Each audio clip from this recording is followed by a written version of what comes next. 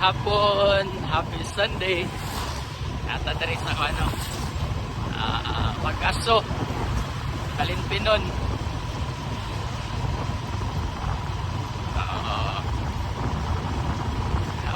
Hapon, shout out to Magitan News and Nick Rosanon. To all my followers and subscribers, shout out. Alright, stay safe and God bless.